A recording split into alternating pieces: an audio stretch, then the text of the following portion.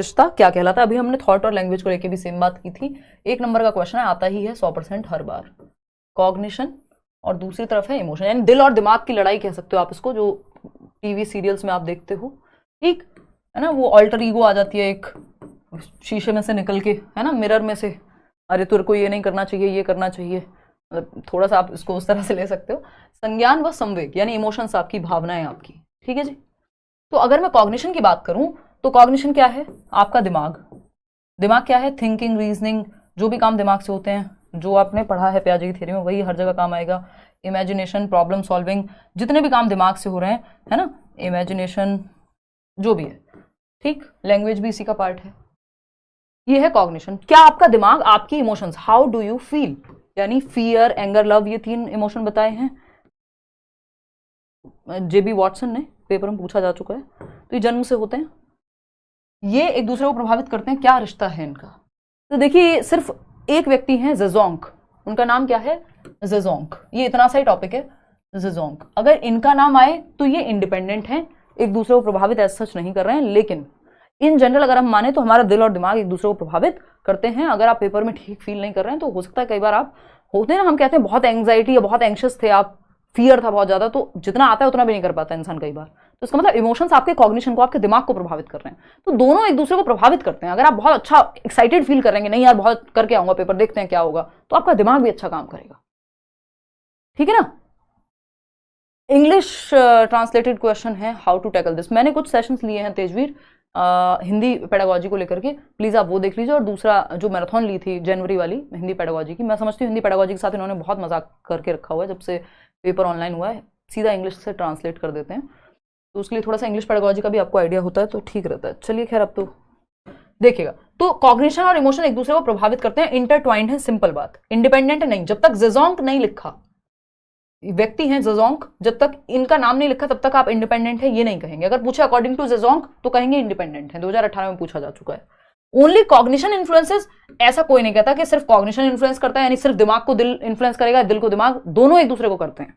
तो intertwined with each other, जैसे घर में 2 बहन भाई हैं तो वो दोनों एक दूसरे को पोक करेंगे, है ना। ऐसा नहीं है कि सिर्फ एक ही व्यक्ति होगा, जनरली एक दूसरे से गुथे हुए हैं, इंटरट्वाइंड है, इंटरवोवन है, अगर मैं दूसरी भाषा में कहूं, ठीक है, इंटरवोवन है,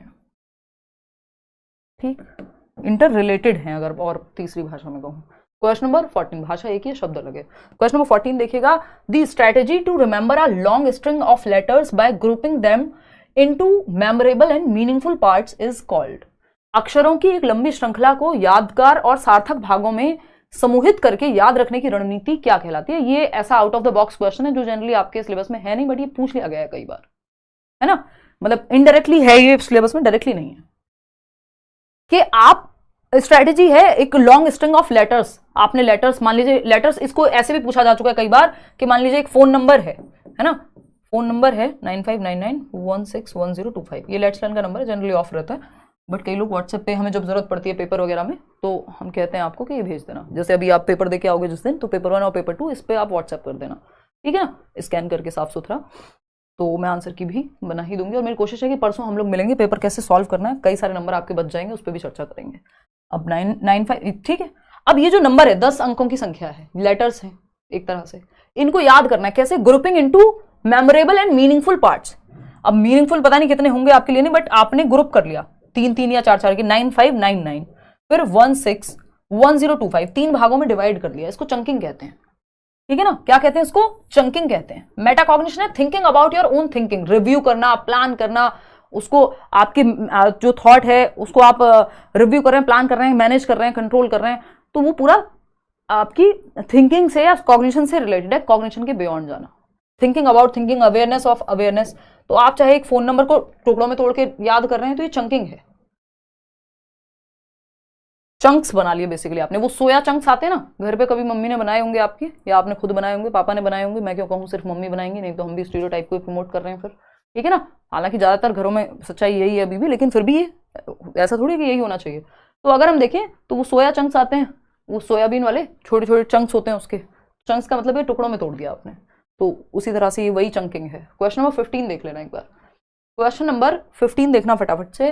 formulating new clarifications going beyond the simple application of previously learn rules to achieve a goal and evaluating the outcomes are important parts of. फटाफट से बताओ, किसी लक्ष्य को प्राप्त करने के लिए पहले से सीखे गए नियमों के सरल अनुप्रयोग से परे जाना, यानी जो आपको आता है उसका और थोड़ा एक नेक्स्ट लेवल पहुंचना। ठीक, क्या कर रहे हैं आप? कोई लक्ष्य है, कोई गोल है, उसकी प्राप्ति के लिए।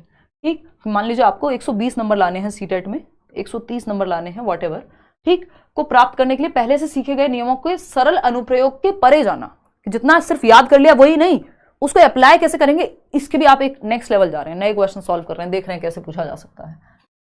ठीक, स्पष्टीकरण तैयार कर रहे हैं, क्लैरिफिकेशन, और परिणामों का मूल्यांकन करना इसका महत्वपूर्ण भाग है कि जब आप मान लीजिए मॉक टेस्ट लगा रहे हैं तो फिर एनालाइज भी कर रहे हैं, प्रॉपर देख रहे हैं गड़बड़ कहाँ है, किस तरह के क्वेश्चंस में दिक्कत होती है, और भी सारी चीजें आप यहाँ कर रहे हैं। 120 आपका लक्ष्य है, कैसे लाएंगे इस पे फोकस कर रहे हैं आप। क्या है ये? इसमें मेटाकॉग्निशन भी लग रहा है, यानी आप थिंकिंग बियॉन्ड थिंकिंग जा रहे हैं। और मेटाकॉग्निशन क्योंकि ऑप्शन में नहीं है यहाँ, नहीं तो ये मेटाकॉग्निशन का भी अगर क्वेश्चन बनता तो सेम ऑप्शन में अगर मेटाकॉग्निशन दे देता सही हो जाता, क्योंकि प्रॉब्लम सॉल्विंग में मेटाकॉग्निशन लगता है एट टाइम्स। अगर कोई मुश्किल प्रॉब्लम है तो उसमें थिंकिंग अबाउट थिंकिंग आपको जाना पड़ेगा, थिंकिंग के बियॉन्ड। तो ये प्रॉब्लम सॉल्विंग है, एक समस्या का समाधान ढूंढ रहे हैं आप, इसलिए आप चीजों के परे जा रहे हैं। चलिएगा, खैर ये मिसकॉन्सेप्शन तो गलत अवधारणाएं होती हैं, एसिमुलेशन है, आपने ऐड कर लिया चीजों को, जैसे प्याजे के केस में आपने मान लिया कि ये बिल्ली है, ये है। रोड मेमोराइजेशन अगेन रटना हो गया, उसकी बात यहाँ नहीं होगी। क्वेश्चन नंबर 16, बहुत ही स्लो चल रहे हैं हम। क्वेश्चन नंबर 16 देखना, अब इसको थोड़ा सा टेस्ट की फॉर्मेट में ले लेते हैं, जल्दी खत्म करेंगे। क्वेश्चन नंबर 16, मतलब उतना भी जल्दी नहीं कि समझना है। Children often form alternative concepts and misconceptions about different resolutions. Which of the following statements is not correct in this context? बच्चे अक्सर विभिन्न संकल्पों के बारे में वैकल्पिक संकल्पनाएं या फिर भ्रांतियां बना लेते हैं। कि भाई बच्चे ने देखा हरे रंग का पानी तो उसको पता है भाई ग्रीन कलर का होता है पानी, जबकि वाटर इज कलरलेस। टीचर ने पढ़ाया क्लास में कि बेटा पानी का कोई रंग नहीं होता। अब वो कहेगा नहीं, मैंने तो हरे रंग का पानी भी देखा है तालाब में या स्विमिंग पूल में, तालाब में मैंने हरे रंग का देखा है, ब्लू कलर का स्विमिंग पूल में देखा है, मैं अपनी नाना के यहाँ गया था, नानी के यहाँ गया था, बुआ के यहाँ गया था, व्हाटएवर, और मैंने तो मुंबई में स्विमिंग पूल देखा था मैम। एक बच्चा मान लीजिए जो गाँव में रहता है, उसमें तो मैंने ब्लू कलर का पानी भी देखा था। तो अब बच्चे की ये भ्रांति है, उसके एक्सपीरियंस के आधार पे एक मिसकॉन्सेप्शन बन गया है जो साइंटिफिकली सही नहीं है, लॉजिकली सही नहीं है, बट उसके अनुभव के आधार पे बना है। तो इसको डिस्कशन करके ठीक कराना होता है, चैलेंज करके। ऐसा नहीं है कि ये कहें कि गलत बना ही नहीं सकता बच्चा, भाई बनाएगा वो अपने आधार, अपने एक्सपीरियंस के आधार पे। तो ये जो मिसकॉन्सेप्शन, इनको रॉन्ग कॉन्सेप्शन ना कह के एक तो मिसकॉन्सेप्शन या नाइव कॉन्सेप्शन कहते हैं, या ऑल्टरनेटिव कॉन्सेप्शन कहते हैं कि बच्चा इस तरह से भी ऑल्टरनेटिवली सोच सकता है, वैकल्पिक तरीके से सोच सकता है कि इसका उसका सोचने का नजरिया डिफरेंट हो सकता है। ठीक, तो जैसे एक बच्चा है, जो वो क्वेश्चन नहीं था कि एक बच्चा है जिसको लगता है उसके पापा रोज मदर डेयरी से दूध लेकर के आते हैं तो उसको लगता है मदर डेयरी पे बनता है दूध। तो ये नाइव कॉन्सेप्शन है, लॉजिकली सही नहीं है, साइंटिफिकली सही नहीं है, बट उसके अनुभव के आधार पर उसने वो एक ऑल्टरनेटिव वैकल्पिक अवधारणा, एक वैकल्पिक कॉन्सेप्ट बना लिया है। तो इसको आपको प्रमोट तो नहीं करना होता, डिस्कशन करके खत्म या ठीक कराना होता है, लेकिन ये नहीं है कि आप ये कहें कि बनाए ही ना बच्चे, ऐसा नहीं हो सकता। ये सिर से पैर वाला क्वेश्चन कोई पूछ रहा है, लास्ट क्वेश्चन वही है आज के सेशन में, देख के जाना आराम से। ठीक, तो नॉट करेक्ट, बताइए क्या करेक्ट नहीं है। The formulation of alternative concepts and misconceptions is very natural in childrens and adults. कई बार एडल्ट्स में भी गलत अवधारणाएं बन जाती हैं। आपने कोई गलत वीडियो देख लिया, कोई आजकल तो इतनी फेक न्यूज वगैरह है, वो सब देख लिया तो आपको लगेगा सब कुछ गलत ही हो रहा है दुनिया में। ठीक, तो ये होता है, नेचुरल है। अ टीचर शुड, आपके एक्सपीरियंस के आधार पर बन सकती है गलत अवधारणाएं। A teacher should strongly discourage alternative conceptions and misconceptions formed by children. एक अध्यापिका को बच्चों द्वारा गठित वैकल्पिक संकल्पनाओं और भ्रांतियों को सख्त रूप से हतोत्साहित करना चाहिए कि जो भी बच्चे ने किए उनको डिस्करेज कर दो।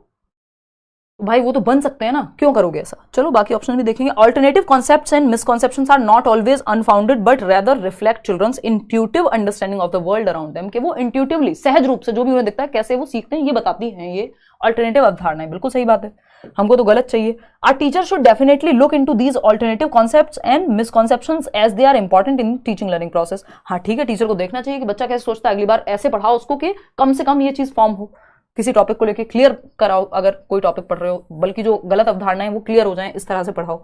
आ टीचर शुड स्ट्रांगली डिस्करेज, ये कहना गलत होगा कि हतोत्साहित बच्चों को फटकार लगाओ, उनको रेप्रीमेंड करो। ये रेप्रीमेंड में क्यों बोल रही हूँ, क्योंकि पेपर में पूछा जाएगा।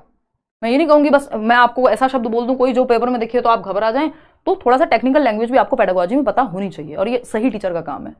अ teacher should strongly discourage alternative conceptions and misconceptions formed by children. तो ऐसा नहीं करना चाहिए कि आप डिस्करेज ही कर रहे हैं कि उनका ऑल्टरनेटिव कॉन्सेप्शन बनने ही नहीं देंगे हम। ऐसा थोड़ी हो सकता है लाठी लेके बैठ जाओ, बनेगा वो तो एक्सपीरियंस के आधार, उसको ठीक कराना है।